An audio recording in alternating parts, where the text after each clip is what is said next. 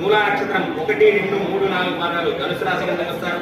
మీ పేరులో మొదటి అక్షరము పేగో జాజి ఉత్తరాషాఢ నక్షత్రం 1, 2, 3, 1వ పాదం ధనుసు రాశి కిందకి వస్తారు.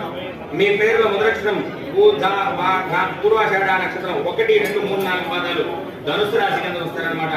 ఈ యొక్క ధనుసు రాశి ఆదాయం 5, వ్యయం 5, ఆధిపత్యం 1, అవమానం 5గా ఉంటుంది.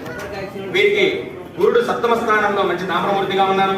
అర్ధాష్టమ శని ప్రారంభమైందనమాట. చాలా జాగ్రత్తగా ఉండాలి. ఆరోగ్య విషయంలో జాగ్రత్తగా ఉండాలి.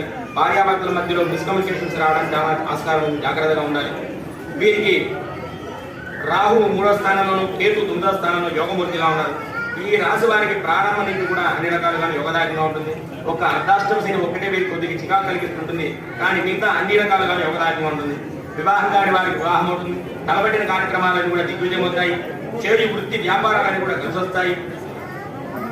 గృహ నిర్మాణాన్ని కూడా పూర్తి చేస్తారు. అధికార వర్గంలో అత్యంత గౌరవ మర్యాదలు పొందుతారు.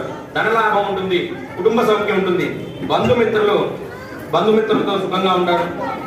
చాకచక్యంగా సమస్యలన్నీ కూడా పరిష్కరించుకుంటారు. కోర్టు వ్యవహారాలన్నీ కూడా తీరిపోతాయి. సంవత్సరం శత్రు రోగబాధలు రుణబాధలన్నీ కూడా తీరుతాయి. ఎందుకంటే రాహుకేతులు మంచి యోగదాయకంగా ఉన్నారు. సప్తమంలో గురుడు మంచి బలంగా ఉన్నాడు. గురుబలం ఉన్నందువలన అన్నింటినీ కూడా దిగ్విజయంగా కష్టపడి అన్ని కూడా చేసుకుంటారు. శత్రు రోగ రుణబాధలు ఏర్పడినా కూడా అన్ని కూడా పరిస్థితులన్నీ కూడా అనుకూలిస్తాయి. వీళ్ళకి విద్యార్థులకి సంవత్సరం అన్ని రకాలుగా యోగదాయకంగా ఉంది. కంప్యూటర్, ఇంజనీరింగ్, మెడిసిన్ విద్యార్థులకు బాగా యోగదాయకంగా ఉంది. విదేశాలకు వెళ్ళి చదువుకునే యోగం బాగా ఉంది. మంచి మంచి ర్యాంకులు వస్తాయి. ఉద్యోగస్తులకి ప్రమోషన్తో కూడిన ట్రాన్స్ఫర్ జరుగుతాయి. మంచి మంచి ప్రమోషన్స్ వస్తాయి.